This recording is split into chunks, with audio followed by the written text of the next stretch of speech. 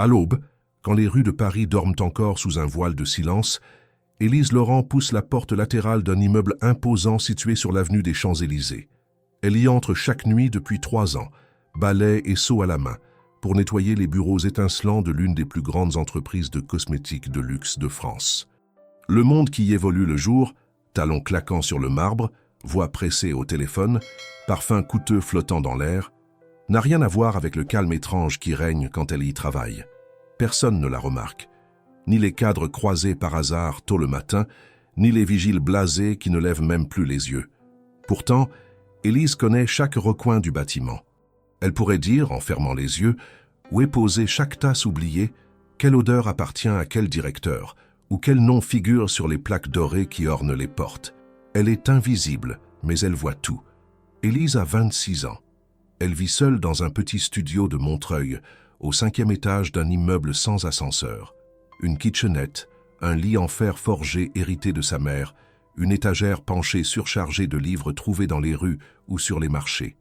Ses vêtements sont simples. Son unique robe, longue, grise, légèrement élimée aux manches, appartenait à sa mère, couturière disparue trop tôt.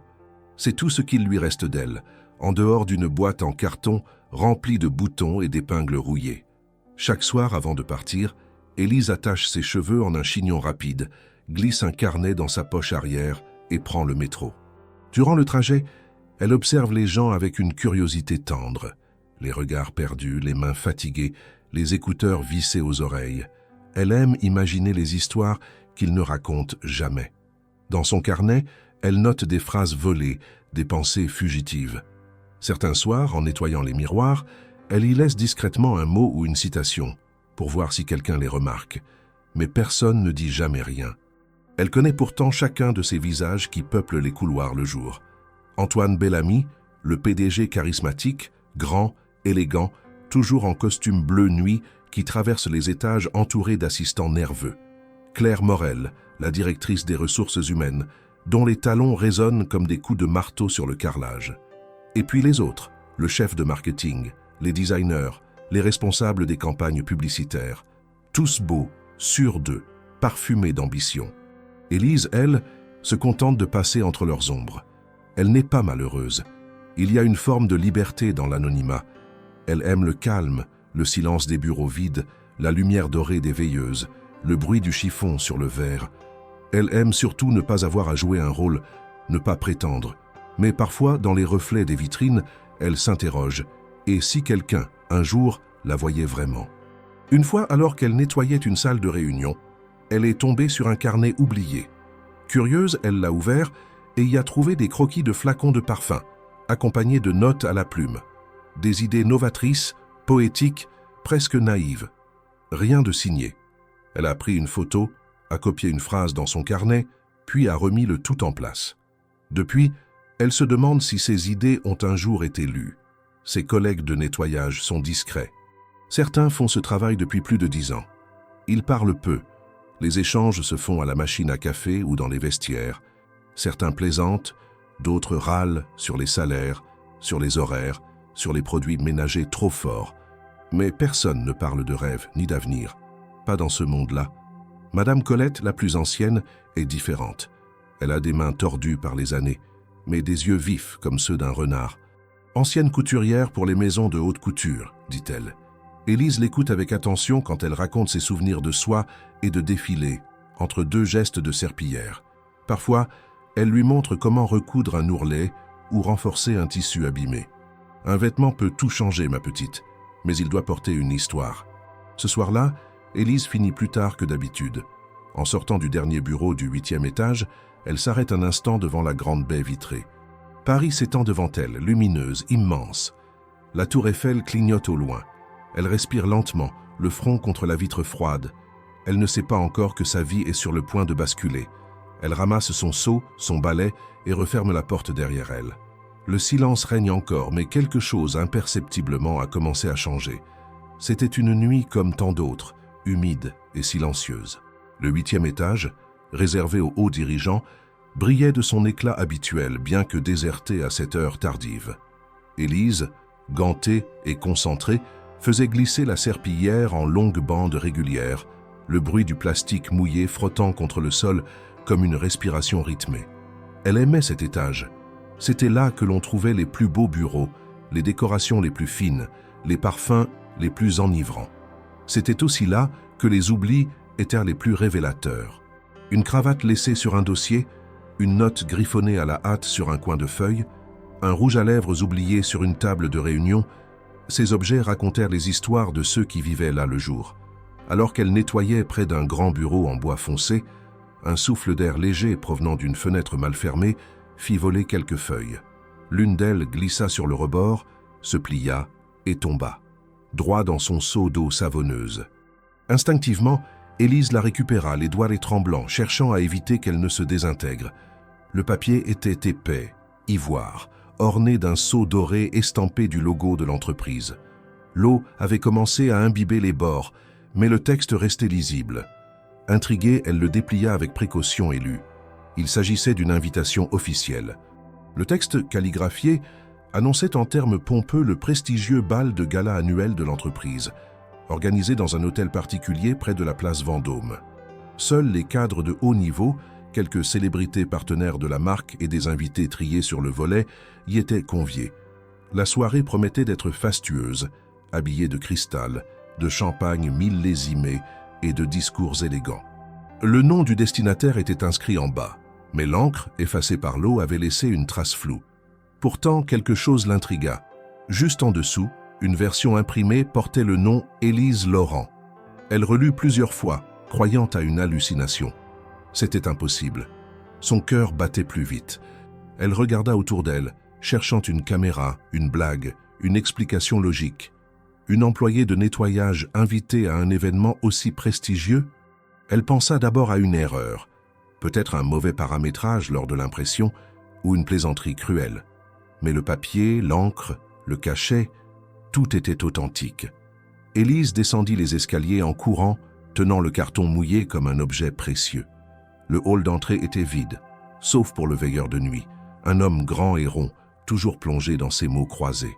Elle s'approcha du comptoir, hésitante. « Pardon, j'ai trouvé ceci dans un des bureaux. Il est à mon nom, mais je suppose que c'est une erreur. » Le gardien, sans même lever les yeux de son journal, attrapa le carton, l'examina quelques secondes, puis haussa les épaules. « Ah, vous êtes Élise Laurent ?» demanda-t-il d'un ton nonchalant. « Oui. » Il griffonna quelque chose dans un cahier, puis répondit comme s'il annonçait l'heure. « Alors c'est pour vous. Pas de souci, votre nom est sur la liste. » Elle resta figée, le cœur battant fort. Ce n'était pas une erreur. « Mais je suis employé de nettoyage. » Il haussa les épaules, indifférent. « Écoutez, mademoiselle, je fais que suivre la feuille. Si c'est marqué Élise Laurent, c'est que quelqu'un vous a mise sur la liste. Voilà tout. » Elle reprit l'invitation avec des gestes mécaniques. Ses jambes semblaient en coton. En remontant dans le vestiaire pour finir son service, elle n'arrivait pas à détacher son regard du carton humide. Chaque mot imprimé semblait la regarder, la juger. L'invitation parlait de tenue de soirée obligatoire, de tapis rouge, de réception au champagne et de cérémonie d'honneur pour les valeurs de la maison. Des valeurs? Elle nettoyait les couloirs. Elle n'avait jamais assisté à une seule réunion, n'avait jamais été saluée autrement que d'un signe de tête distant quand on la voyait. Et pourtant, le nom était bien là, imprimé, officiel. Une part d'elle voulait déchirer le carton, le jeter dans la poubelle la plus proche. C'était forcément une erreur, et elle savait très bien ce que devenaient ceux qui osaient sortir de leur place, des sujets de moquerie, des anomalies que l'on remet à leur place sans ménagement. Mais il y avait une autre part, bien plus discrète, plus ancienne, presque oubliée, qui murmurait qu'il fallait garder ce carton. Ne rien dire, ne pas fuir, juste attendre, voir. Au vestiaire, elle glissa l'invitation dans la poche intérieure de son manteau et n'en parla à personne. Du moins, pas cette nuit-là. Mais les jours suivants, le doute ne la quittait plus. À chaque fois qu'elle nettoyait un bureau, elle scrutait les regards, guettait un sourire, une allusion, un piège. Rien. Tout continuait comme avant, comme si rien n'avait changé, sauf pour elle. Finalement, une fin de soirée, elle en parla dans le réfectoire, entre deux cafés tièdes, alors que les autres finissaient leur sandwich. Les réactions furent immédiates. « Un bal? T'es sérieuse ?» dit Mehdi en ricanant. « Tu rêves, ma belle, renchérit Soraya. C'est pas pour nous, ces trucs-là. Mais Madame Colette, assise en silence dans un coin, posa calmement sa tasse avant de fixer Élise avec une intensité inhabituelle. Tu comptes y aller? Élise hésita. Je sais pas, je veux dire, c'est absurde. La vieille femme plissa les yeux. Ce qui serait absurde, c'est d'être invité et de refuser. T'as quelque chose à te mettre? La question tomba comme un coup près. Le visage d'Élise se ferma. Elle secoua la tête. J'ai que cette vieille robe grise, celle de ma mère. Un silence suivit. Puis Colette hocha la tête comme si tout venait de se mettre en place dans son esprit. Alors viens chez moi demain, à Saint-Denis. On verra ce qu'on peut faire. Les autres rirent, marmonnèrent que c'était une perte de temps. Mais Élise, sans savoir pourquoi, accepta. Peut-être parce que c'était la seule personne à ne pas rire. Peut-être parce qu'elle n'avait rien à perdre. Peut-être parce qu'au fond, une part d'elle voulait vraiment y aller. Elle n'avait pas encore conscience que cette décision, anodine en apparence, allait déclencher une chaîne d'événements capables de bouleverser l'ordre établi. Ni que, quelque part dans les couloirs feutrés de l'entreprise, quelqu'un l'avait bel et bien vue, pas comme une employée invisible, mais comme une possibilité. Et ce carton humide, tombé dans un seau d'eau sale, venait d'ouvrir une porte que personne n'attendait, surtout pas elle. Les jours suivants furent empreints d'une tension sourde qu'Élise n'avait jamais connue auparavant. Chaque nuit, elle effectuait son travail avec la même précision, la même discrétion, mais l'invitation dissimulée dans un tiroir de son studio à Montreuil semblait irradier une chaleur étrange. Elle n'osait pas la regarder trop longtemps, comme si les mots calligraphiés pouvaient lui sauter au visage et lui rappeler qu'elle n'avait rien à faire là. Ce carton blanc, presque sec désormais, devenait plus qu'un papier, un rappel constant d'un événement auquel elle ne se sentait ni attendue ni prête. La date approchait. Il restait moins d'une semaine. Les conversations autour d'elle se focalisaient sur les promotions de fin d'année, sur les primes, sur les tensions entre services. Personne, pas même ses collègues du nettoyage, ne mentionnait le gala, sauf Colette. Le soir suivant leur échange, Élise s'était rendue, un peu nerveuse, dans le petit appartement de la vieille femme à Saint-Denis. Le quartier était modeste, un entrelac de ruelles étroites bordées de bâtiments vieillissants. Colette habitait au 4e étage d'un immeuble sans ascenseur, dans un 2 pièces encombré d'objets anciens. Des mannequins de couture, des piles de tissus, des boîtes en fer contenant boutons, fils et épingles. L'odeur du thé noir flottait dans l'air, mêlée à celle plus subtile du vieux bois et du lin. « Enlève ton manteau et montre-moi cette fameuse robe », dit Colette d'un ton ferme mais bienveillant. Élise obéit. Elle sortit de son sac un vêtement soigneusement plié. Une robe grise, longue, d'un tissu épais et légèrement rêche. Les coutures étaient encore solides, mais l'usure au coude et à l'ourlet témoignait de son âge. C'était une robe de travail, modeste, mais chargée de souvenirs. Sa mère la portait pour les grandes occasions familiales, et Élise ne l'avait jamais modifiée. Elle en avait presque peur, comme si toucher à cette robe revenait à effacer un peu plus la mémoire de celle qui l'avait portée. Colette prit le vêtement entre ses mains, le tourna, le retourna, soupesa la matière. C'est du bon tissu, de la laine mélangée, sûrement du début des années 90. Il y a du potentiel là-dedans, dit-elle avec une lueur dans le regard. Elle ne demanda pas pourquoi Élise n'avait pas d'autre option. Elle ne jugea pas. Elle se contenta d'étaler la robe sur la grande table de sa salle à manger et de commencer à prendre des mesures, tout en marmonnant des termes techniques sur les pinces, les coutures, les tombées. Il n'y eut pas de promesse de miracle, juste une promesse de faire avec ce qu'on a, et de le faire bien. Pendant 4 jours, après chaque service de nuit, Élise prenait le métro jusqu'à Saint-Denis. Elle aidait comme elle pouvait, à repasser les tissus, à choisir les fils, à coudre les petits détails. Elle apprit à reconnaître les points de surjet, à fixer une doublure, à renforcer un col. C'était un travail lent, patient, presque méditatif. Chaque soir, la robe prenait forme, se transformait. Le tissu était découpé, ajusté, recousu. Les manches furent affinées, la taille redessinée, l'encolure ouverte en un léger V élégant, mais sobre. Colette ajouta une bande de dentelle ancienne, retrouvée dans une boîte en carton, tout juste assez large pour orner le bas de la robe. Une dentelle couleur crème, discrète, presque invisible sauf à la lumière. Elle broda à la main avec du fil doré, de minuscules motifs le long de la couture de la taille. rien d'ostentatoire. Juste ce qu'il fallait pour transformer la simplicité en distinction. La vieille femme n'épargna ni son temps, ni son énergie. Elle refusa tout paiement. Cette robe, c'est aussi l'histoire de ta mère. Tu la portes en toi. Il est temps que quelqu'un d'autre la voie, dit-elle un soir, en posant les dernières épingles. Le dernier soir, la robe fut prête. Élise l'enfila dans la petite salle de bain, derrière un rideau tiré. Lorsqu'elle sortit, Colette la regarda longuement, puis sourit. « Tu ressembles à ce que tu es vraiment. » Élise se regarda dans le miroir tacheté de la vieille commode. Elle peinait à se reconnaître. Ses cheveux, relevés en un chignon simple et maintenus par de fines barrettes dorées, laissaient apparaître la finesse de son cou. Le tissu, désormais fluide et structuré, tombait parfaitement sur son corps mince. La dentelle captait doucement la lumière. Elle n'était ni princesse, ni actrice. Elle était Élise. Mais une Élise que personne, jusqu'ici, n'avait jamais vue. Elle rentra chez elle ce soir-là le cœur battant, la robe protégée dans une housse de plastique offerte par Colette. Dans le métro, elle sentit les regards des passagers, mais cette fois, elle ne baissa pas les yeux. Pour la première fois depuis des années, elle sentait que quelque chose en elle avait changé. Pas seulement à cause de la robe, mais à cause de ce que la robe représentait. Un acte de foi. Une main tendue dans un monde habitué à ignorer les invisibles. Les jours suivants, elle garda le silence. Elle ne dit rien à ses collègues, évita les ricanements, ignora les moqueries voilées. Elle se concentra sur son travail, plus méticuleuse que jamais. Chaque miroir, chaque surface brillait sous ses gestes précis. Elle se préparait intérieurement à entrer dans un monde qui n'était pas le sien, mais qu'elle allait traverser debout. La veille du gala, elle relut l'invitation pour la 100e fois. Elle avait appris l'adresse par cœur. Elle savait à quelle heure se présenter, quel code donner à l'entrée.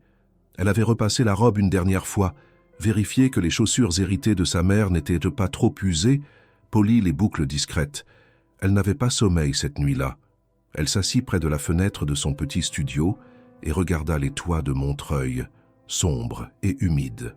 Elle pensa à sa mère, à Colette, aux mains qui avaient travaillé cette robe. Elle pensa à tous les jours passés à être ignorée, à tous les noms qu'elle connaissait sans que personne ne connaisse le sien. Et maintenant, elle allait entrer dans leur monde. Pas comme une servante, pas comme une curiosité, mais comme elle-même, Élise Laurent. Et elle ne savait toujours pas si c'était une erreur ou un signe que, peut-être, enfin, quelqu'un avait vu. Le matin du bal, Paris semblait étrangement silencieuse. Une brume légère enveloppait les toits, donnant à la ville une allure de toile estompée. Élise se leva tôt, plus tôt qu'à l'ordinaire, le cœur agité par une tension qu'elle n'avait jamais connue. Elle n'allait pas travailler cette nuit-là. Elle n'allait pas frotter les sols d'un bureau désert ou polir les vitres des salles de réunion. Ce soir, elle allait entrer dans un autre monde. Pas comme une invitée de dernière minute ou une intruse, mais comme quelqu'un que le carton blanc à l'écriture dorée avait nommé, précisément, sans équivoque. Elle passa la matinée à préparer chaque détail avec minutie.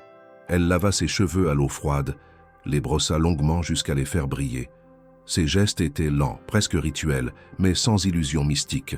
Chaque geste avait un but, une utilité, une intention claire. Elle voulait être prête, mais elle voulait aussi être fidèle à elle-même. Pas de transformation spectaculaire, pas de masque, simplement la meilleure version d'elle-même, avec les moyens dont elle disposait. La robe attendait, suspendue à la tringle de sa minuscule armoire, protégée par une housse en plastique. Elle la sortit avec précaution, la déplia, passa ses mains sur le tissu pour en chasser les derniers plis. Le travail de Colette était impressionnant. Les coutures étaient solides, les finitions nettes, les broderies presque invisibles au premier regard, mais d'une finesse qui n'échappait pas à un œil attentif. Chaque détail avait été pensé pour souligner sans exagérer, pour embellir sans travestir. Vers 6 heures du soir, Élise se prépara. Elle appliqua un peu de fond de teint, très léger, juste assez pour unifier sa peau. Un très fin d'eyeliner, une touche de mascara, un soupçon de rose sur les joues. Ses lèvres, naturellement pâles, furent soulignées par un baume légèrement teinté. Elle n'avait pas les produits de luxe que les cadres utilisaient, mais elle connaissait assez bien les textures pour composer avec ce qu'elle avait. Elle enfila la robe lentement, comme on endosse un rôle qu'on a longtemps observé, sans jamais l'avoir joué. Le tissu glissa sur sa peau, s'ajusta à sa taille, tomba avec une élégance simple. Devant le miroir, Elle resta un long moment sans bouger. Ce qu'elle voyait n'était pas une femme déguisée, mais une femme révélée. Pas une inconnue, une version d'elle-même que la fatigue, la routine et la négligence des autres avaient fini par dissimuler. Vers 7 heures du soir, elle quitta Montreuil. Dans le métro, les regards étaient discrets, parfois curieux. Une femme seule, en robe longue, sans escorte ni maquillage outrancier, un sac à main modeste sur les genoux, fixant son reflet dans la vitre. À chaque station, elle répétait mentalement les informations de l'invitation. Adresse, heure, code d'accès, consignes de sécurité. Elle savait exactement où se rendre, un hôtel particulier du 10e arrondissement, transformé pour l'occasion en salle de réception, à 2 pas de la place Vendôme. Elle descendit à la bonne station, marcha quelques minutes dans les rues pavées, ses talons claquant doucement sur la pierre. L'air était frais, mais pas glacial. Devant le bâtiment, un tapis rouge avait été déroulé. Des photographes attendaient déjà les premiers invités. Élise hésita à avancer, mais un agent de sécurité s'approcha, lui demanda poliment son nom, vérifia sur une tablette, puis lui ouvrit le chemin avec un hochement de tête respectueux. Elle entra. Le hall était baigné de lumière dorée. Les murs, recouverts de miroirs et de moulures anciennes, renvoyaient des éclats de cristal. Une musique douce s'échappait d'un orchestre discret installé dans un coin. Des serveurs en gants blancs déambulaient avec des plateaux d'argent chargés de coupes de champagne. Partout, des femmes en robe de créateur, des hommes en smoking impeccable, des sourires étudiés, des poignées de main calculées. Élise resta près de l'entrée quelques secondes. Le brouhaha des conversations, le cliquetis des verres, les flashs des appareils photo, tout cela semblait provenir d'un monde lointain. Mais elle n'était pas venue pour fuir. Elle inspira profondément, redressa les épaules et entra dans le salon principal. Les premiers regards se tournèrent vers elle, certains par habitude, d'autres par surprise. Elle n'était pas célèbre, ni immédiatement identifiable. Mais il y avait quelque chose dans sa présence qui captait l'attention. Sa robe unique, sa démarche mesurée, son regard droit. Pas de sourire figé, pas d'arrogance. Juste une présence. Elle avança lentement, se dirigeant vers un coin du salon où elle pourrait observer sans être trop exposée. Mais les conversations autour d'elle ralentirent. Certains chuchotaient, d'autres la regardaient avec insistance, tentant de deviner son identité. Était-elle la compagne discrète d'un investisseur étranger? Une créatrice anonyme? Une journaliste infiltrée? Elle sentit les regards, les murmures, les silences. Mais elle ne détourna pas les yeux. Elle s'était préparée à cela. Ce qu'elle n'avait pas prévu, en revanche, c'était le regard d'Antoine Bellamy. De l'autre côté du salon, près d'un grand escalier, le PDG de l'entreprise parlait avec une invitée, une femme élégante aux cheveux noirs et à la robe écarlate. Il semblait absorbé par la conversation, jusqu'à ce que son regard glisse dans la direction d'Élise. Et là, tout changea. Il se figea, les yeux fixés sur elle, les sourcils légèrement froncés, comme s'il tentait de la replacer dans un souvenir flou. L'invité continua de parler, mais il ne l'écoutait plus. Il regardait Élise. Elle détourna les yeux, gênée. Elle n'était pas venue pour provoquer une scène. Elle voulait juste être là, une fois, parmi eux, être témoin. Peut-être se faire oublier rapidement. Mais Antoine, lui, avait déjà commencé à avancer. L'invité, visiblement agacé, tenta de le retenir. Il s'excusa à mi-voix, la laissa sur place et traversa la salle. Les conversations autour se turent progressivement. Comme une vague de silence ondulant dans la pièce, certains invités s'écartèrent légèrement pour le laisser passer. D'autres se retournèrent pour comprendre ce qui attirait ainsi l'attention du PDG. Et Élise, immobile, sentit son cœur battre dans ses tempes. Quand il fut à quelques pas, elle vit dans ses yeux non pas de l'étonnement, mais une reconnaissance confuse. Pas celle d'un visage qu'on reconnaît tout de suite, mais celle d'une présence qu'on a déjà perçue, sans jamais vraiment la regarder. Il s'arrêta juste devant elle, et à ce moment précis, la salle entière sembla retenir son souffle. Le salon principal, où se déroulait le cœur de la soirée, portait bien son surnom, le salon de cristal. D'immenses lustres pendaient du plafond orné de fresques, projetant une lumière tiède qui se reflétait sur les murs recouverts de miroirs biseautés et les colonnes de marbre ivoire. Les tables basses étaient garnies de bouquets de fleurs blanches, de verrines brillantes, de coupes de champagne encore perlantes. L'air sentait le jasmin, le cuir et les conversations de pouvoir. Et au milieu de cette scène orchestrée dans les moindres détails, le pas interrompu d'Antoine Bellamy changea l'équilibre de la pièce. Il ne se précipita pas. Son approche fut lente, mais déterminée. À mesure qu'il avançait, les murmures s'épaississaient, comme une vague qui prenait forme avant de se briser. Certains le suivaient des yeux interloqués. D'autres chuchotaient déjà.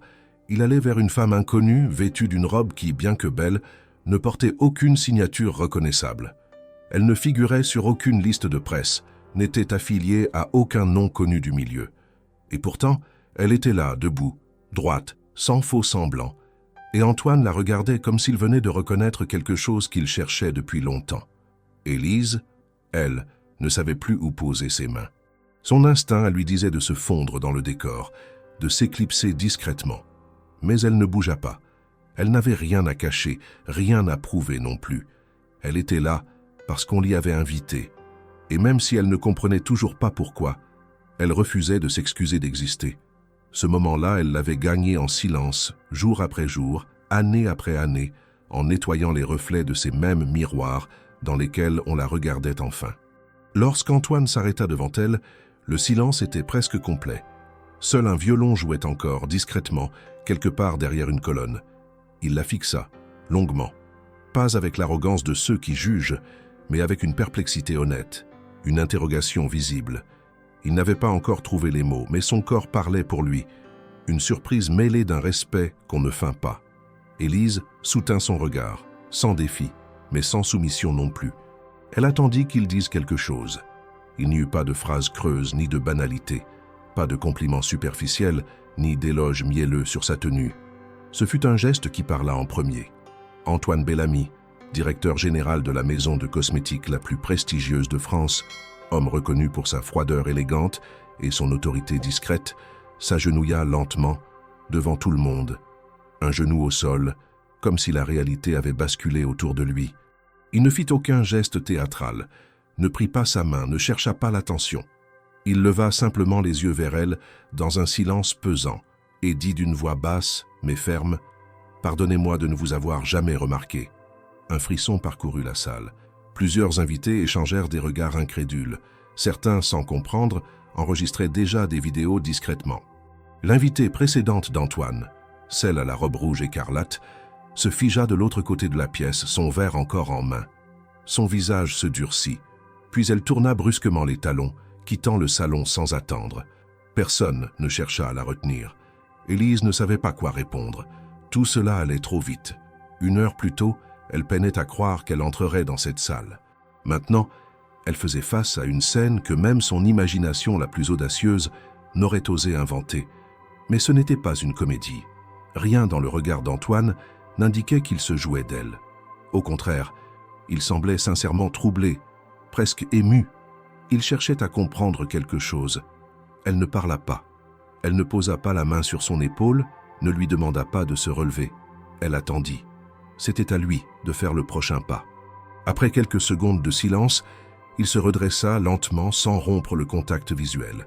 Il inspira profondément, comme pour rattraper son souffle. « Je suis désolé, » dit-il encore. « J'ai lu vos phrases, sur les miroirs, ces petits papiers. C'était vous, n'est-ce pas ?» Elle acquiesça d'un simple signe de tête. Je pensais qu'un esprit aussi fin ne pouvait pas venir d'ici. J'avais tort. Les mots, cette fois, portaient. Plusieurs convives autour avaient arrêté de faire semblant de ne pas écouter. Des regards se tournaient vers eux, mêlant surprise, jalousie, admiration, curiosité. Élise, pourtant, n'y prêta pas attention. Elle regardait Antoine, non pas comme un patron, mais comme un homme soudainement mis à nu, rattrapé par une vérité qu'il n'avait jamais vue venir. « Pourquoi avez-vous écrit ces mots ?» demanda-t-il. Elle haussa doucement les épaules. « Parce que les miroirs renvoient toujours quelque chose, parfois ce que les gens refusent de voir. » Il sourit faiblement, baissa les yeux un instant, puis se redressa de toute sa hauteur. À cet instant précis, il ne s'agissait plus d'un chef d'entreprise et d'une employée invisible. C'étaient 2 personnes face à une collision improbable de réalité. « Vous ne devriez pas rester seul ici, » dit-il alors. Il tendit le bras, non pas pour l'entourer ou l'emmener de force, mais comme une invitation discrète, un geste simple, presque timide, et contre toute attente, elle l'accepta. Ils traversèrent ensemble le salon, maintenant silencieux, jusqu'à la piste de danse lentement éclairée par les projecteurs tamisés. L'orchestre changea doucement de tempo, un morceau lent, élégant, sans prétention. Les premiers couples s'avancèrent. Antoine et Élise commencèrent à danser. Les mouvements étaient mesurés. Ils guidaient avec douceur, elle suivait avec prudence. Ils ne se parlaient presque pas. Quelques phrases à mi-voix, des regards plus éloquents que des discours. Le murmure ambiant reprit peu à peu autour d'eux, mais rien ne parvint à briser l'étrangeté du moment. Antoine, à un moment, approcha légèrement son visage du sien. « J'aimerais vous parler plus longuement, après la fête, sur la terrasse du siège. » Elle le regarda sans répondre immédiatement. « Il y a un projet que je veux relancer. Quelque chose qu'on a abandonné trop vite. Vous êtes la seule personne ici à pouvoir le faire renaître. » Elle ne sut pas si c'était une offre réelle ou une belle formule, mais elle hocha la tête, pas par soumission, par curiosité, et aussi parce qu'elle savait au fond que cette danse ne faisait que commencer. Lorsque la musique cessa, les applaudissements timides des premiers danseurs furent couverts par un murmure collectif. Le couple formé par Élise et Antoine avait déclenché quelque chose d'imprévu dans cette soirée, pourtant soigneusement planifiée. Rien, dans l'agenda protocolaire de l'événement, n'avait prévu une telle scène, et encore moins l'apparition d'une femme inconnue, en robe artisanale au bras du directeur général. L'ambiance du gala jusque-là élégamment feutrée se teinta alors d'une tension nouvelle, faite de fascination, d'incompréhension et de scepticisme. Élise sentit le poids des regards s'intensifier. Elle n'était plus une silhouette discrète dans la foule. Elle était devenue l'objet de toutes les attentions. Et ce changement soudain, presque violent, ne venait pas de son allure ou de son discours, mais du geste inattendu d'Antoine. Se mettre à genoux devant elle, l'inviter à danser, lui parler comme à une égale. C'était ce geste-là qui avait fissuré la façade. La femme à la robe rouge, celle qui avait été laissée seule au milieu du salon, réapparut peu après la danse, accompagnée d'un homme plus âgé, conseiller juridique de l'entreprise. Elle échangea quelques mots à voix basse, visiblement en colère.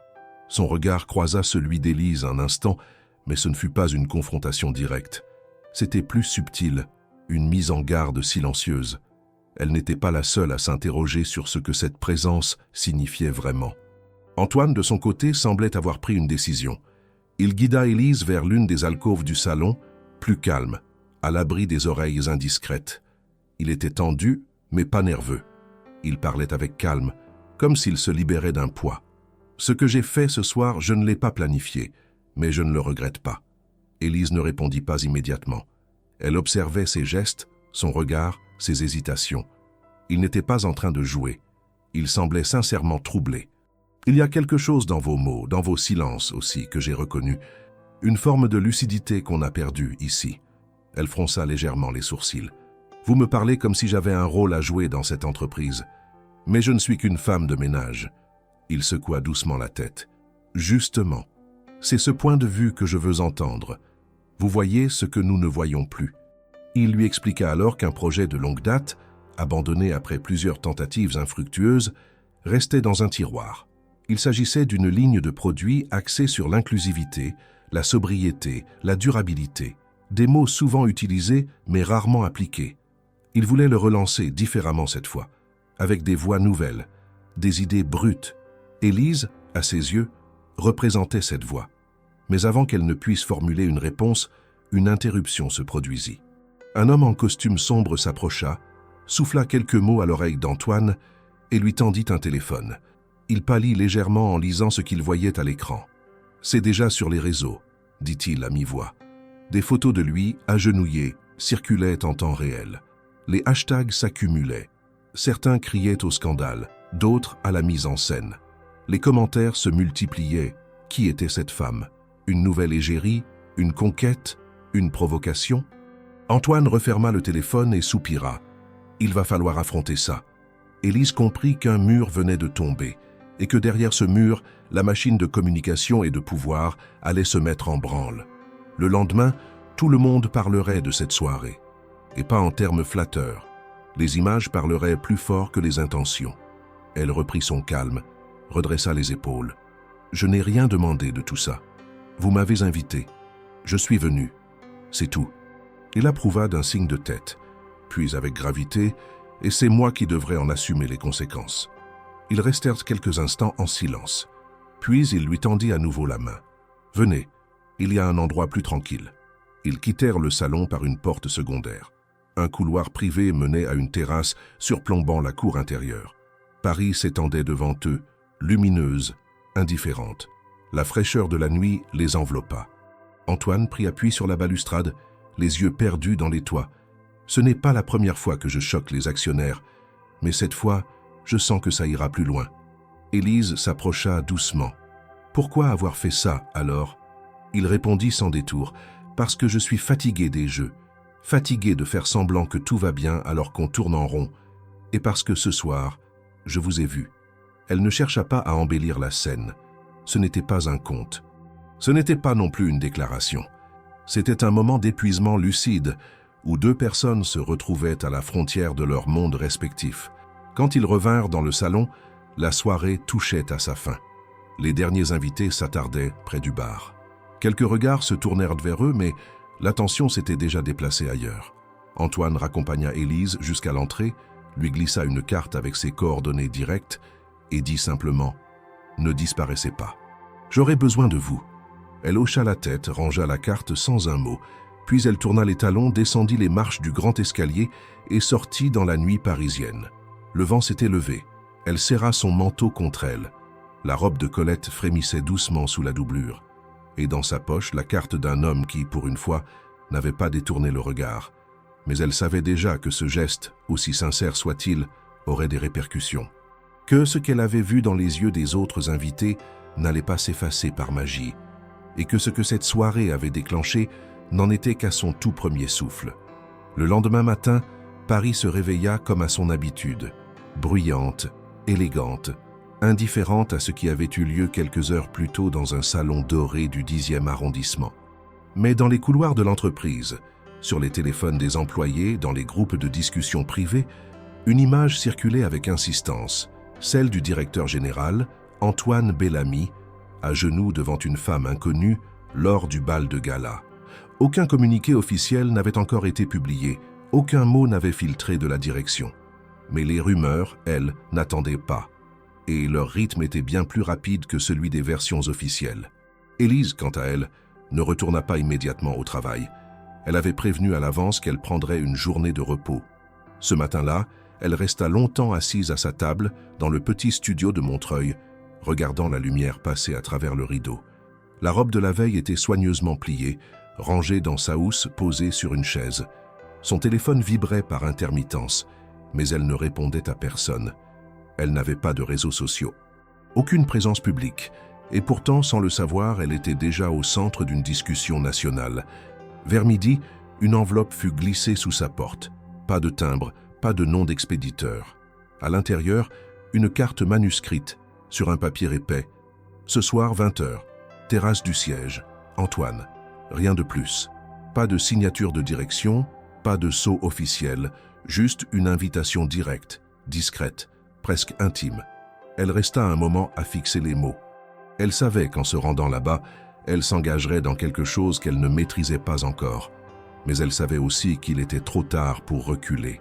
À 20h précises, vêtue simplement d'un manteau noir et d'une robe sobre, Élise pénétra à nouveau dans le bâtiment qu'elle connaissait mieux que quiconque. Mais cette fois, elle n'entra pas par la porte de service, ni par l'entrée du personnel. Le vigile, le même homme qui avait validé son invitation au bal, la reconnut aussitôt. Il ne posa aucune question. Il appuya sur un bouton et ouvrit les portes vitrées sans un mot. Elle monta seule jusqu'au dernier étage. La terrasse surplombait tout Paris. Un panorama réservé d'ordinaire aux clients VIP, aux réunions stratégiques, aux photos officielles. Antoine l'attendait, adossé à la balustrade, un manteau long sur les épaules. Il se retourna en entendant ses pas. « Merci d'être venu. » Elle s'approcha, gardant une distance respectueuse. Il n'y avait ni tension ni malaise, mais une sorte de prudence mutuelle. Ils étaient encore en train d'apprendre comment se parler dans ce nouvel espace de conversation qu'ils n'avaient jamais partagé. Antoine prit une inspiration. « Ce matin, on m'a conseillé de faire un communiqué de presse, de dire que tout était une erreur, que vous étiez une ancienne connaissance, un geste de charité, un malentendu. » Élise ne dit rien. J'ai refusé. J'ai dit que j'assumais, que vous aviez été invité à juste titre, et que j'avais lu vos mots, vos notes sur les miroirs. Il se tourna vers elle, plus direct. J'ai besoin de vous pour ce projet. Pas comme symbole, pas comme outil marketing, mais comme collaboratrice. Elle leva les yeux vers lui, surprise par la clarté de la proposition. Je ne suis pas diplômé, je ne suis pas cadre, je n'ai pas d'expérience dans la gestion. Il hocha lentement la tête. Justement, le projet que je veux relancer, celui qui a été enterré, parlait de création partagée, d'idées venues du terrain, d'authenticité. Et vous avez cette voix que personne ici n'a. Il lui expliqua alors plus en détail. Il s'agissait d'une gamme de produits repensés dès la base, conçus avec les employés, les utilisateurs réels, les gens ignorés par les études de marché. Chaque produit serait associé à une histoire humaine, une ligne moins clinquante, mais plus honnête, plus ancrée. Il avait besoin de personnes capables de raconter ces histoires, de les repérer, de les traduire en langage de marque sans les déformer. Elle l'écouta longuement, et plus il parlait, plus elle comprenait qu'il ne cherchait pas à la mettre sur une affiche, mais à l'intégrer réellement, à lui confier un rôle. Elle ne répondit pas immédiatement. Elle demanda du temps pour réfléchir. Il accepta, sans insister. Ils restèrent encore un moment sur la terrasse, parlant de tout et de rien. De livres, de silence, de ce que signifie être vu dans un monde qui regarde sans regarder. Puis elle s'en alla. Durant les jours suivants, Élise retourna travailler. Pas au siège, pas encore. Elle reprit ses tournées habituelles, le balai en main, le seau à la hanche. Mais quelque chose avait changé. Elle n'était plus invisible. Les regards qu'on lui adressait étaient différents. Certains curieux, d'autres méfiants, quelques-uns admiratifs. Elle saluait comme elle l'avait toujours fait. Mais désormais, on lui répondait. Plusieurs collègues vinrent lui parler. Certains lui posèrent des questions. D'autres, plus silencieux, se contentèrent de l'observer. Ce n'était pas de l'animosité, c'était un basculement, une brèche dans l'équilibre établi. Elle le ressentait. Une semaine après leur conversation sur la terrasse, elle accepta la proposition d'Antoine. Il ne s'agissait pas d'un contrat classique, pas de titre pompeux, pas de privilèges excessifs, mais une mission claire, collecter les récits des employés de l'ombre, comprendre les usages réels des produits, proposer des idées qui ne viennent pas des consultants, mais de la base, et traduire tout cela dans une langue accessible. Elle commença par interviewer les agents d'entretien, les techniciens, les réceptionnistes. Elle prit des notes, enregistra des voix. Elle demanda à chacun ce qu'il pensait des produits, de l'entreprise, de l'image qu'on leur imposait. Beaucoup furent surpris d'être interrogés. Certains eurent du mal à parler, mais peu à peu les langues se délièrent.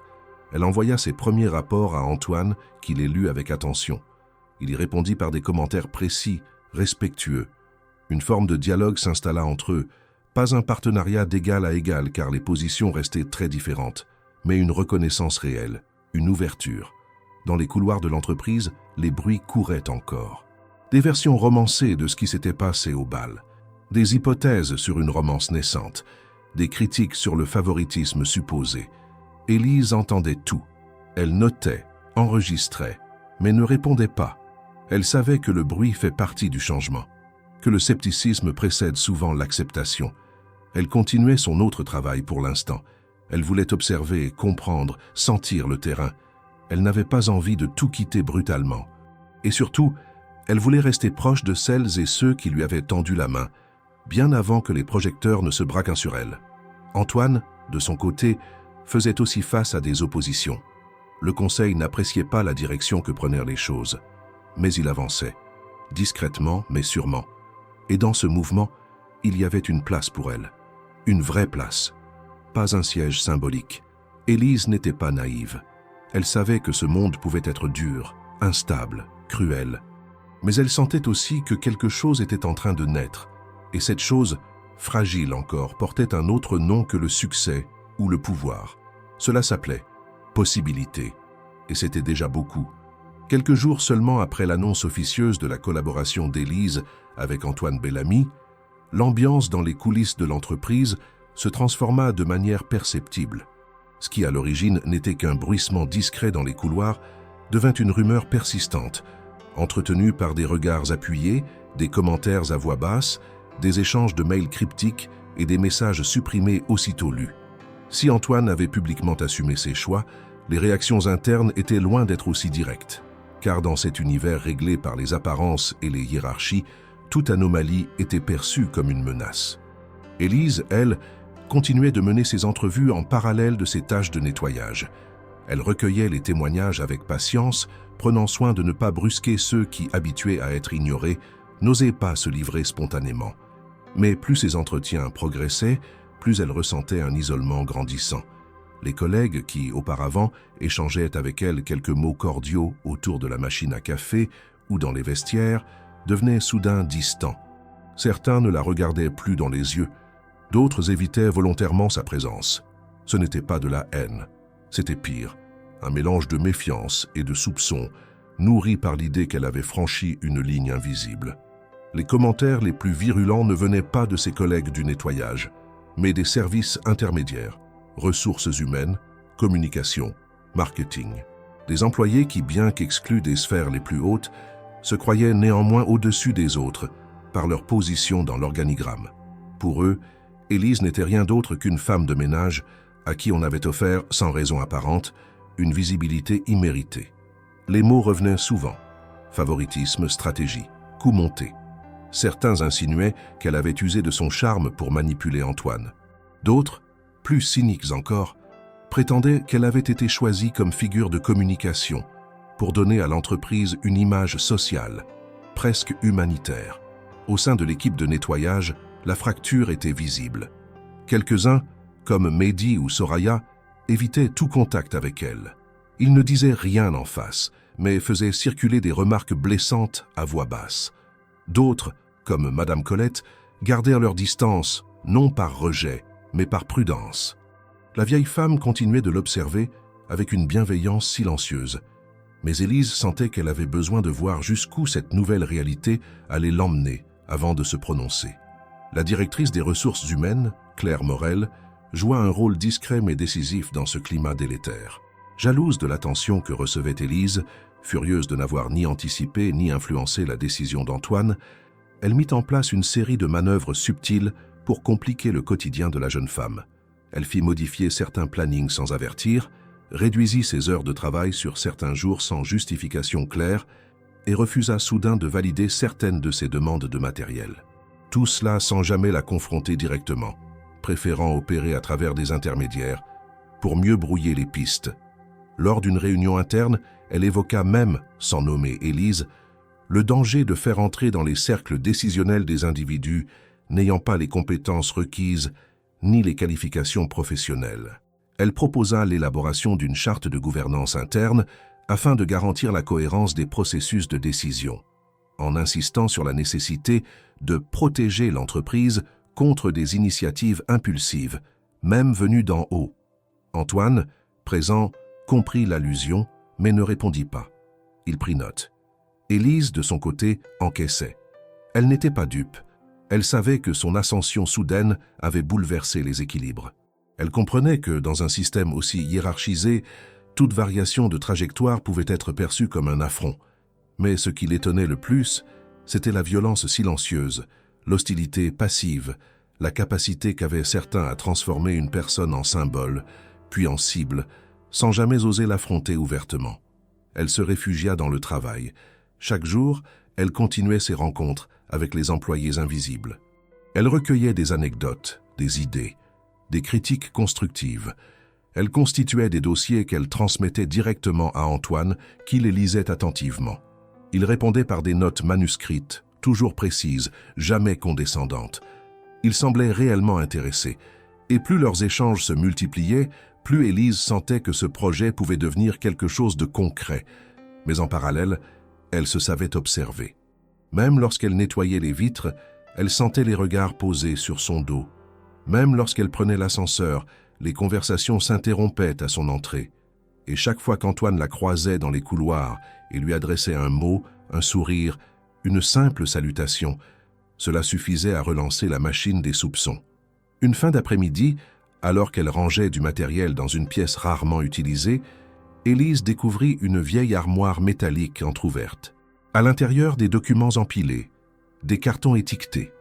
En fouillant par curiosité, elle tomba sur une chemise oubliée contenant une lettre manuscrite soigneusement pliée. L'écriture était élégante, les mots pesés.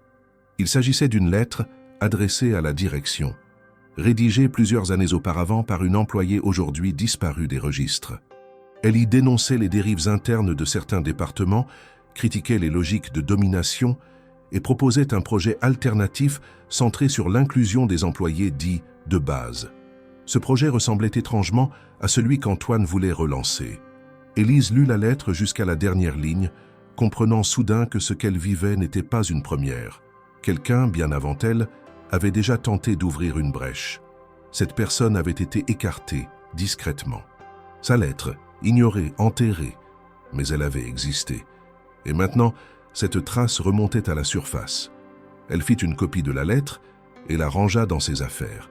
Ce document n'était pas une preuve explosive, mais un rappel précieux. Elle n'était pas seule à voir ce que d'autres refusaient de regarder. Elle n'était pas la première. Et peut-être que cette fois, les choses pourraient être différentes. Mais elle savait aussi que, pour cela, elle allait devoir tenir, résister, ne pas céder. Le regard des autres, les petits sabotages, les soupçons, tout cela faisait désormais partie de son quotidien. Et pourtant, elle avançait. Parce qu'au fond d'elle, une conviction commençait à naître, une conviction silencieuse mais solide. Ce combat-là valait d'être mené. La copie de la lettre qu'Élise avait trouvée dans cette pièce négligée ne la quittait plus.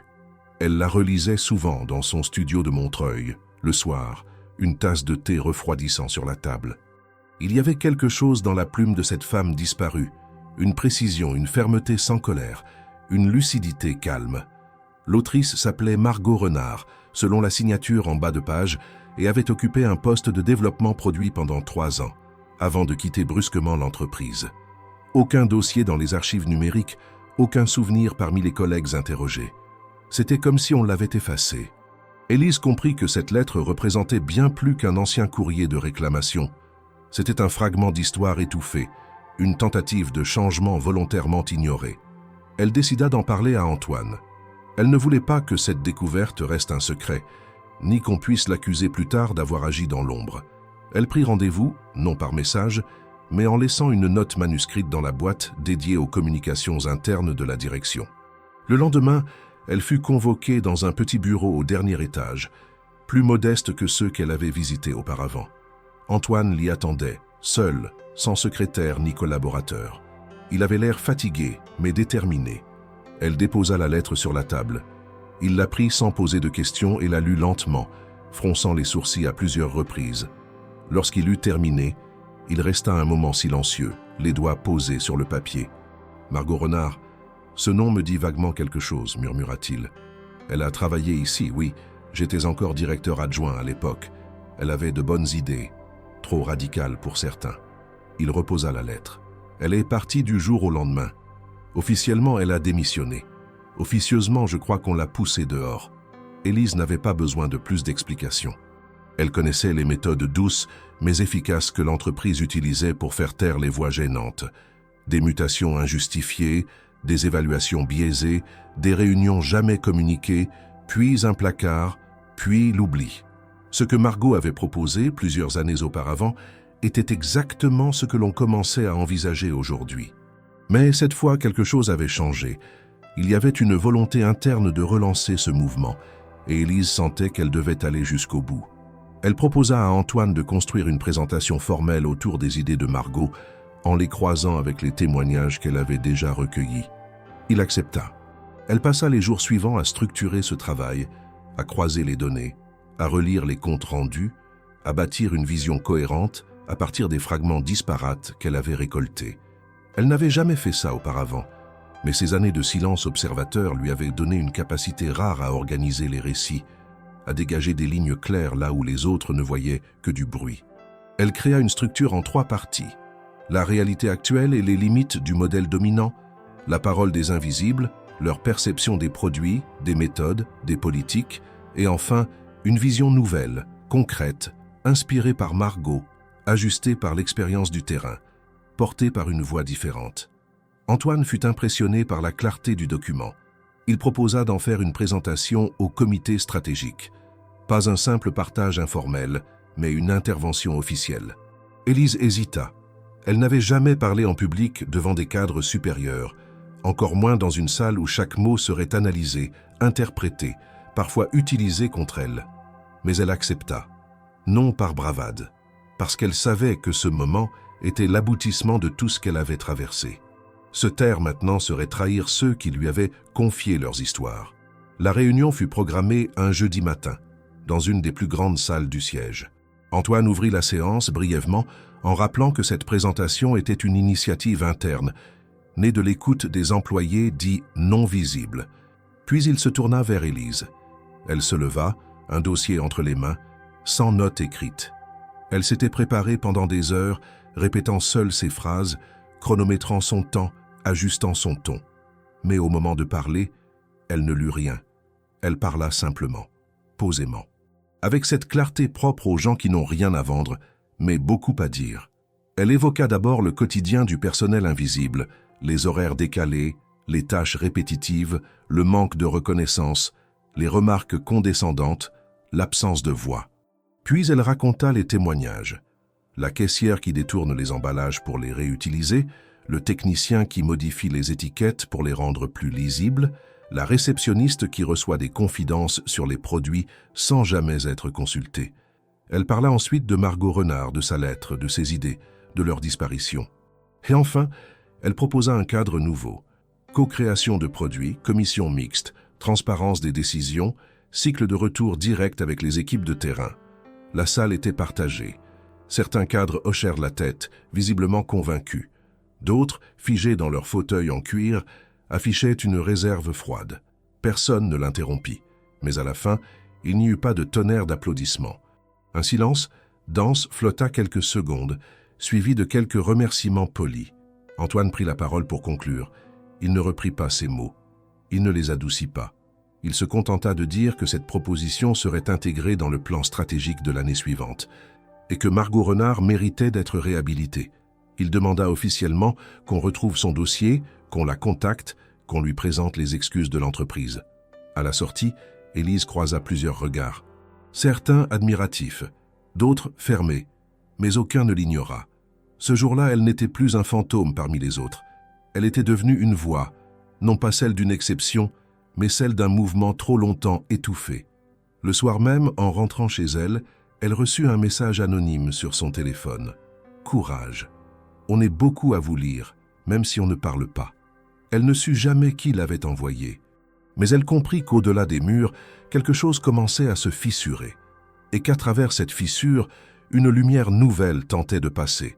La semaine qui suivit la présentation d'Élise devant le comité stratégique fut marquée par une série de répercussions imprévisibles.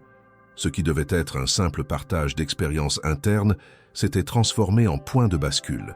Les mots d'Élise, à la fois directs et fondés sur des faits tangibles, avaient mis en lumière une réalité trop longtemps dissimulée sous les chiffres et les slogans. Plusieurs membres du conseil avaient quitté la réunion sans un mot. Certains avaient discuté entre eux à voix basse dans les couloirs, et d'autres, plus influents, avaient recommencé à faire pression sur Antoine pour qu'il revoie sa stratégie. La présentation d'une femme de ménage, aussi solide fût-elle, était perçue comme un affront au protocole, une rupture de l'ordre établi. Mais Antoine ne recula pas. Il programma 2 jours plus tard une réunion exceptionnelle avec le comité de direction au complet. Le lieu choisi n'était pas la grande salle vitrée habituelle, mais une salle plus sobre, plus ancienne, que l'on n'utilisait presque jamais. Une manière subtile de marquer une rupture avec les habitudes trop bien rodées. L'annonce de cette réunion fit rapidement le tour des services. Aucun détail n'était communiqué, ce qui ne fit qu'alimenter les spéculations. Certains y voyaient une tentative d'Antoine de justifier sa politique d'ouverture. D'autres pensaient à un rétropédalage sous la pression des actionnaires. Mais personne n'imaginait qu'Élise serait à nouveau présente. Et pourtant, ce matin-là, à 9 heures précises, elle entra dans la salle avec le même calme que la première fois. Elle n'était pas seule cette fois. À sa droite, un agent technique du service de maintenance. À sa gauche, une assistante administrative. En face d'elle, une préparatrice de commande du centre logistique. Tous anonymes, tous choisis par Antoine, tous porteurs d'un témoignage. Aucun costume, aucune cravate. Des visages fatigués, marqués par le travail, mais concentrés. Ils n'étaient pas là pour exister. Ils étaient là pour parler. Antoine ouvrit la séance d'un ton neutre, presque administratif. Il remercia les membres du comité de leur présence, puis annonça que la première partie de la réunion serait consacrée à l'écoute de plusieurs employés issus des équipes dites opérationnelles. Il insista sur le fait qu'il ne s'agissait pas d'un geste de communication, mais d'un élément structurel de la réflexion stratégique à venir. Élise fut la première à parler, mais cette fois, elle ne parla pas pour elle. Elle introduisit les autres, leur donna la parole, les accompagna du regard. Le technicien parla de la vétusté des installations, de l'absence de consultation lors des rénovations qui ralentissaient la production. L'assistante évoqua les logiciels imposés sans formation, les décisions logistiques prises sans concertation. La préparatrice raconta les heures supplémentaires invisibles, les méthodes d'évaluation injustes, le manque de reconnaissance. Chacun parla entre 5 et 10 minutes. Pas de pathos, pas de colère. Juste des faits, des expériences, des solutions même, parfois simples, jamais coûteuses, mais toujours ignorées. La salle, d'abord tendue, devint progressivement attentive. Les regards devinrent moins fermés. Certains prenaient des notes. Un directeur de division fit même un commentaire constructif, reprenant une idée évoquée par l'assistante. Puis Élise conclut, non en plaidant une cause, mais en posant une question claire. Combien de décisions sont prises ici sans connaître leurs conséquences concrètes sur le terrain? Et elle laissa cette interrogation suspendue, sans attendre de réponse immédiate. Antoine reprit alors la parole, non pour défendre ses choix, mais pour annoncer une décision. Il déclara la création d'un groupe de travail transversal, composé de membres de tous les niveaux hiérarchiques, chargé de proposer des ajustements concrets à la politique interne. Il ajouta que ce groupe serait piloté non par un directeur existant, mais par Élise Laurent en tant que coordinatrice de la synthèse des voix internes. Ce fut un choc. Le silence, cette fois, fut bien plus lourd qu'après la première réunion. Certains membres du comité échangèrent des regards d'incrédulité. Un directeur du développement commercial leva la main, visiblement contrarié. Il rappela sur un ton froid que l'entreprise disposait déjà de plusieurs dispositifs d'écoute, de rapports annuels, de tableaux de bord. Il insinua que ce genre d'initiative risquait de semer la confusion dans les circuits habituels. Antoine coupa la discussion. Ces dispositifs, justement, n'ont rien changé depuis des années. Ce que nous avons entendu ce matin ne figure dans aucun rapport. C'est précisément la preuve que notre méthode ne fonctionne plus. Un autre membre tenta de proposer une solution intermédiaire, créer un poste d'observateur, accorder une place consultative à Élise. Mais Antoine refusa. Il rappela que cette entreprise avait bâti sa réputation sur l'innovation et que l'innovation ne se limitait pas aux produits. Elle devait aussi concerner les méthodes de gouvernance. La décision était prise, elle serait appliquée. La réunion se termina sans consensus, mais avec un acte posé. Antoine demanda à Élise de préparer une première feuille de route pour le mois suivant. Elle acquiesça sans triomphalisme. Elle savait que le plus difficile commençait maintenant. En sortant de la salle, elle croisa plusieurs regards. Certains toujours sceptiques, d'autres intrigués, mais aucun ne l'ignora. Plus personne ne pouvait prétendre ne pas savoir qui elle était. Elle retourna à son poste comme si de rien n'était. Elle nettoya une salle de réunion, changea une poubelle, salua un collègue qui n'osa pas répondre. Mais dans l'ascenseur, un jeune stagiaire lui glissa, à voix basse, « C'était bien ce que vous avez fait. On en avait besoin. » Et pour la première fois depuis des semaines, Élise sourit sans retenue. Pas parce qu'elle se sentait victorieuse, mais parce qu'elle se sentait utile. Elle ne cherchait pas à gravir les échelons. Elle cherchait à ouvrir une voie. Et cette voie, fragile encore, venait d'être officiellement ouverte. Les semaines qui suivirent la réunion marquèrent un tournant discret mais décisif dans la vie interne de l'entreprise. Ce que certains avaient qualifié de lubie passagère ou de stratégie de communication hasardeuse prenait désormais la forme d'un programme structuré. Élise, placée à la tête du groupe de travail transversal, organisa les premières rencontres avec une rigueur inattendue. Elle ne cherchait pas à séduire ni à impressionner. Elle avançait avec méthode, détermination et surtout une capacité rare à écouter sans juger. Loin des grandes annonces et des slogans creux, elle mettait en œuvre un changement fondé sur l'action concrète. Chaque semaine, elle réunissait dans une salle différente des groupes composés d'employés issus de divers services. Aucun ordre du jour figé, mais un fil conducteur constant. Que voyez-vous que personne ne veut voir? De ces réunions naquirent des dizaines de propositions. Revoir les parcours d'intégration, réorganiser les flux de travail, instaurer des temps d'échange entre services historiquement cloisonnés, améliorer les conditions matérielles dans les entrepôts. Certaines idées semblaient trop simples pour être prises au sérieux, et pourtant une à une, elles étaient documentées, comparées, puis intégrées dans un plan d'action. Antoine suivait de près l'évolution du projet. Il participait parfois à certaines réunions, toujours discrètement, sans prendre la parole. Il se contentait d'observer, de noter, d'encourager sans s'imposer. Sa manière de faire avait changé. Moins verticale, moins fondée sur la hiérarchie. Ce glissement était discret, mais il était noté. Plusieurs directeurs, voyant l'influence croissante d'Élise, modifièrent à leur tour leur méthode, parfois par conviction, souvent par adaptation stratégique. Mais c'est dans la culture générale de l'entreprise que le changement fut le plus visible. Dans les couloirs, les agents d'entretien, autrefois ignorés, commencèrent à être salués. Certains employés, sans raison apparente, proposèrent de l'aide pour des tâches basiques. Les pauses déjeuner se firent moins segmentées. On vit, pour la première fois depuis des années, un chef de service s'asseoir à la même table qu'un magasinier. Ces gestes, minimes, n'étaient pas organisés. Ils naissaient d'un climat nouveau, d'une modification lente de la perception. Élise, de son côté, continua à vivre dans son studio de Montreuil. Elle n'accepta aucune promotion de façade. Elle refusa un bureau personnel, préférant un espace partagé. Elle continua, malgré tout, à effectuer quelques services de nettoyage, un soir par semaine. Non par nostalgie ou par provocation, mais parce qu'elle considérait ce lien comme essentiel. Elle voulait garder un pied dans la réalité. Continuer à observer, à comprendre les dynamiques invisibles. Un jour, sans prévenir, elle proposa une nouvelle idée à Antoine. Créer une ligne de vêtements inspirée de l'histoire de l'entreprise, mais conçue et fabriquée par des artisans locaux. Pas une ligne de luxe. Une ligne utile, belle, durable, pensée pour valoriser le geste, le savoir-faire, la mémoire. Il hésita d'abord. Ce n'était pas dans le cœur de métier. Mais elle insista. Ce serait un projet pilote, porté par une logique différente, cohérente avec la démarche globale de transformation. Elle lui parla alors de Colette.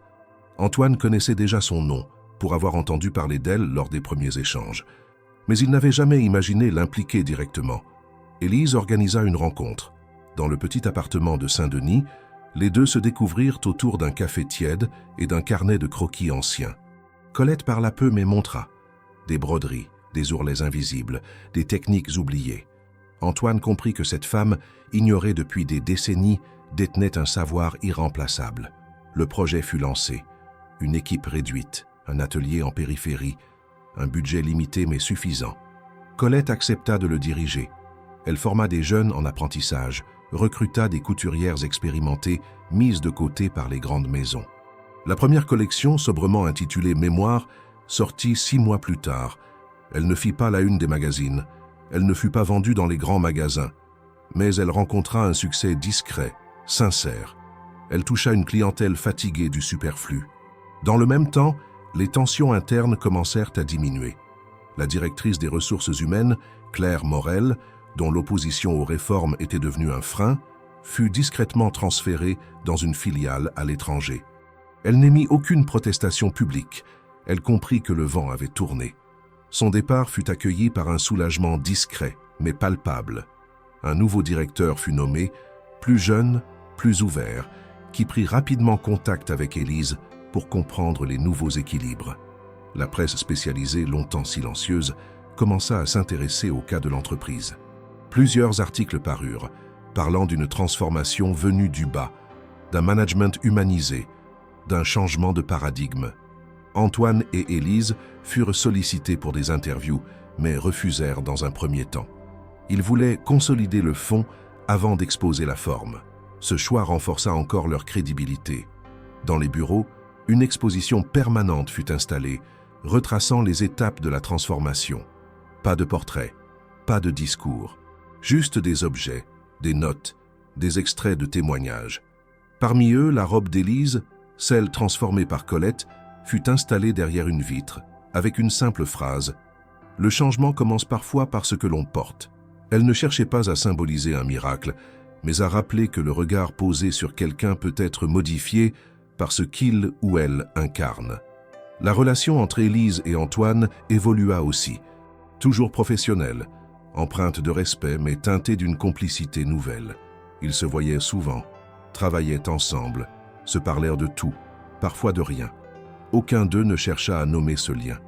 Ils avançaient à leur rythme, conscients que ce qui les unissait dépassait les catégories habituelles. Pas de promesses, pas d'attente figée, juste une présence continue. Élise ne se considérait toujours pas comme une dirigeante. Elle disait souvent qu'elle n'avait rien inventé, qu'elle avait simplement écouté, qu'elle avait dit tout haut ce que beaucoup pensaient tout bas. Mais ce que personne ne pouvait nier, c'est qu'autour d'elle, les choses avaient changé. Pas par miracle, pas par magie, mais par le travail, la clarté, l'écoute. Et tout avait commencé par une robe grise, une robe héritée, portée, transformée. Non pour paraître, mais pour exister. Même après avoir été propulsée à la tête d'un projet qui avait redéfini l'orientation de toute l'entreprise, Élise ne céda jamais à la tentation de se couper de son point de départ. Elle restait fidèle à ses gestes d'origine, à sa routine modeste, à son regard attentif sur ce que les autres ne voyaient pas. Le bureau qu'elle occupait, modeste et partagé avec 2 autres collaborateurs, n'avait rien de prestigieux. Elle refusait les décorations inutiles, les titres pompeux, les privilèges souvent proposés à ceux qui accédaient à son niveau de responsabilité. Elle tenait à rappeler que ce qu'elle faisait n'était pas une ascension, mais une continuité. Et cette continuité l'obligeait à maintenir un lien fort avec celles et ceux qu'elle avait côtoyés dans les couloirs, balai en main, pendant des années. Elle retourna régulièrement dans les vestiaires du personnel de nettoyage, pas comme une superviseure, comme une ancienne collègue. Elle apportait parfois du café, parfois rien d'autre que sa présence. Elle écoutait, posait des questions, prenait des nouvelles. Elle savait que la confiance se construisait dans la constance, dans les petits gestes répétés. Peu à peu, les barrières tombèrent. Les premières réserves, les soupçons, les jalousies même, cédèrent la place à une forme de respect calme. On comprit qu'elle n'avait pas oublié, qu'elle ne jouait pas un rôle. Elle ne prétendait pas être restée la même. Elle assumait le changement, mais en refusait les ruptures artificielles. Avec le temps, Élise proposa à la direction de mettre en place un fonds interne destiné à financer la formation continue des employés invisibles. Personnel d'entretien, sécurité, maintenance, réception.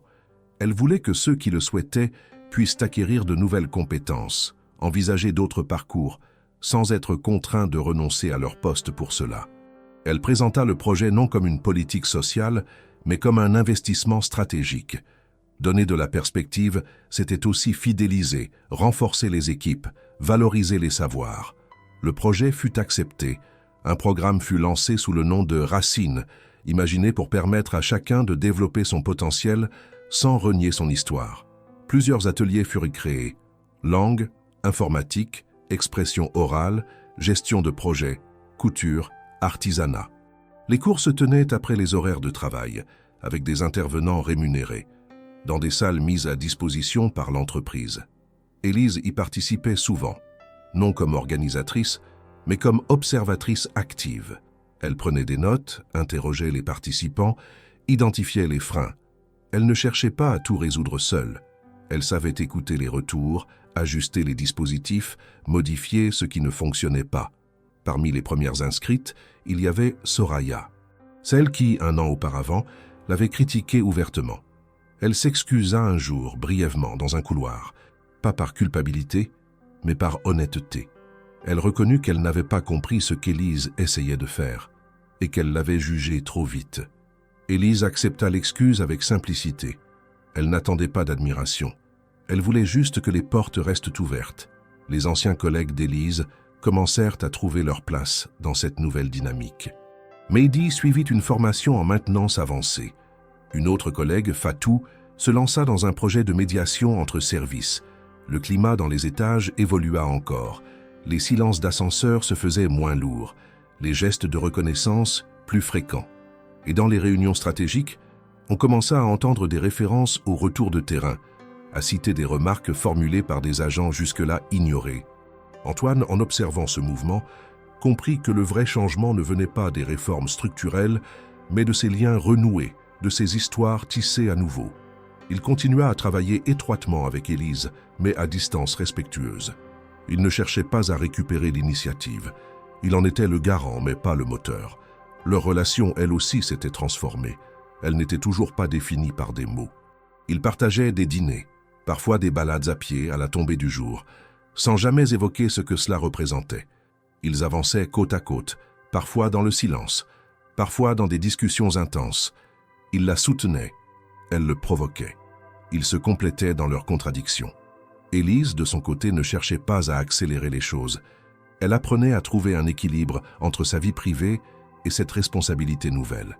Elle protégeait ses espaces de solitude, ses moments de lecture, ses trajets solitaires dans le métro. Elle ne participait pas à toutes les conférences, refusait certaines invitations. Elle voulait rester en prise avec le réel, avec la matière du quotidien. Un jour, elle proposa de réorganiser les parcours d'intégration des nouveaux employés. Elle suggéra que chaque nouvel arrivant, quel que soit son niveau, passe une demi-journée avec un membre du personnel opérationnel. Non comme une immersion symbolique, mais comme une vraie rencontre. L'idée fut accueillie avec scepticisme au départ. Mais après un essai pilote, les retours furent unanimes. La compréhension mutuelle s'en trouvait renforcée. Les décisions devenaient plus cohérentes, les conflits moins fréquents. Le programme fut généralisé. Élise ne voyait pas cela comme une victoire personnelle. Pour elle, c'était la simple preuve que les liens se reconstruisent quand on les considère comme des ponts et non comme des murs. Elle parlait souvent de racines, non comme d'un ancrage fixe, mais comme de points de départ. Elle disait que chacun devait pouvoir se sentir légitime d'avoir une histoire et que cette histoire soit considérée comme une ressource, pas comme un handicap. À mesure que les mois passaient, elle devint un repère pour beaucoup. Non une figure idéalisée, une présence. Une preuve vivante que la transformation est possible, même dans les environnements les plus figés, et que cette transformation ne dépend ni du pouvoir ni du prestige, mais d'un regard posé autrement, d'un lien recréé. Et tout ce qu'elle avait mis en œuvre, elle l'avait fait sans jamais renier son point de départ, sans jamais effacer son histoire. Elle avait bâti quelque chose, non pas en s'élevant au-dessus des autres, mais en tendant la main à ceux qu'on ne regardait jamais. Elle n'avait pas remplacé les anciens modèles par un nouveau modèle. Elle avait ouvert un passage. Et ce passage était désormais emprunté par d'autres.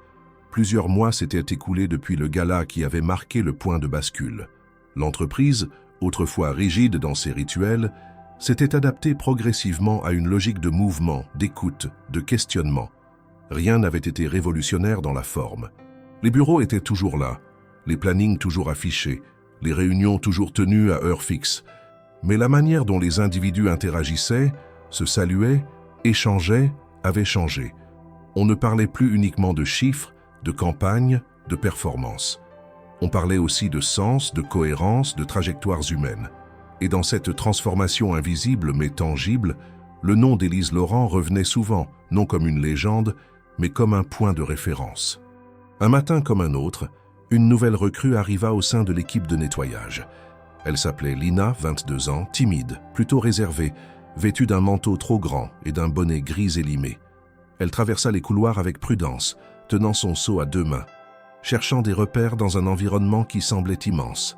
Elle avait reçu une formation rapide, quelques instructions, mais personne ne lui avait vraiment expliqué comment se comporter dans cette entreprise. Elle comprit vite qu'il valait mieux être discrète, ne pas parler trop fort, ne pas s'attarder. Dans l'ascenseur, elle regardait le sol. Dans les vestiaires, elle occupait toujours le coin le plus éloigné. Un soir, alors qu'elle terminait sa tournée dans l'un des étages supérieurs, elle croisa Élise. Elle ne savait pas qui elle était. Elle avait entendu quelques bribes de conversation, quelques surnoms, mais rien de très clair. Ce qu'elle voyait, à cet instant précis, c'était une femme qui lui ressemblait. Pas dans l'apparence, mais dans l'attitude. Une manière d'être à la fois présente et discrète. Une façon de marcher qui n'imposait rien, mais qui affirmait quelque chose. Élise s'approcha, un dossier sous le bras. « C'est ta première semaine ici, non ?» Lina hocha la tête, surprise qu'on lui adresse la parole. « Tu t'appelles Lina, c'est ça ?» Elle confirma, à peine audible. « Si jamais tu as des idées, n'hésite pas à venir me voir. » Lina resta silencieuse. Elle ne comprenait pas ce que cette phrase signifiait réellement. Elle acquiesça par politesse, pensant que c'était un mot gentil sans suite. Elle ne savait pas encore que cette femme qui venait de lui parler n'était pas une collègue ordinaire, ni une cadre traditionnelle. Elle ne savait pas encore que cette proposition, anodine en apparence, pouvait changer le cours de sa propre trajectoire. Mais quelque chose dans le ton d'Élise, dans la façon dont elle avait dit « si jamais tu as des idées », resta dans son esprit. Ce soir-là, Lina rentra chez elle, dans une chambre étroite partagée avec sa sœur. Elle se souvenait de cette phrase, encore et encore. Ce n'était pas une question, pas une promesse, c'était une autorisation. Et dans un monde où les jeunes comme elle n'en recevaient presque jamais, cela avait une valeur inestimable. Pendant ce temps, au siège de l'entreprise, une nouvelle campagne interne était en préparation. Pas une campagne commerciale, une initiative de communication centrée sur l'histoire de la transformation. Le département marketing voulait en faire une vidéo, un livret, une série de portraits. Élise refusa que son visage apparaisse. Elle proposa autre chose, une fresque collective, une composition graphique installée dans le hall principal, construite à partir des objets du quotidien des employés. Pas des portraits figés, des traces de gestes, un chiffon de nettoyage, une radio d'entrepôt, un clavier usé, une paire de ciseaux, une clé de sécurité, une boîte de thé. Chacun de ces objets portait une histoire, un lien, une main. Au centre de la fresque, une photographie fut encadrée, celle d'une femme debout devant un miroir. Elle ne regardait pas l'objectif, elle regardait son propre reflet, dans une robe grise, simple, brodée à la main. L'image était nette, sans filtre. En bas, une phrase imprimée discrètement, « La beauté commence quand on voit ce qui a toujours été là ». Le jour de l'inauguration, les employés se rassemblèrent dans le hall. Antoine prit la parole brièvement, remercia chacun pour son engagement, rappela que le changement n'avait pas de visage unique, mais des milliers de voix. Il ne mentionna pas Élise par son nom. Ce n'était pas nécessaire. Tout le monde savait. Après le discours, les gens défilèrent devant la fresque. Certains restaient de longues minutes, d'autres passaient rapidement, mais tous s'arrêtaient un instant. Le hall, autrefois lieu de passage pressé, était devenu un espace de mémoire active. Lina, elle, passa aussi. Elle s'approcha de la photographie au centre. Elle reconnut la robe. Elle reconnut le regard. Et soudain, elle comprit. Cette femme qui lui avait parlé quelques jours plus tôt lui avait ouvert une porte sans le dire. Elle n'était pas seulement un cadre, ni un modèle. Elle était la preuve que le possible existe. Élise, à ce moment-là, était dans un autre bâtiment en réunion avec une équipe de logistique. Elle parlait d'un nouveau projet de recyclage des emballages, d'un programme de redistribution des invendus, d'un partenariat avec des associations locales. Son ton était calme, son regard attentif. Elle ne cherchait pas à convaincre. Elle posait des questions, elle écoutait, elle proposait. Et c'est ainsi qu'elle avait toujours fonctionné. Dans le silence, dans la cohérence, dans la fidélité à ce qu'elle savait vrai. La robe de sa mère, soigneusement conservée, ne servait plus à s'habiller, mais elle avait donné naissance à une manière de se tenir, de marcher, de parler. Elle n'était pas le point de départ d'une success story, elle était le symbole d'un refus de l'effacement. Élise n'avait pas cherché à briller, elle n'avait pas cherché à conquérir. Elle avait voulu exister dans un monde qui l'avait longtemps rendue invisible. Et ce faisant, elle avait permis à d'autres de faire de même. Elle était au fond la femme que personne n'avait vue arriver. Et désormais, personne ne pouvait plus faire semblant de ne pas la voir.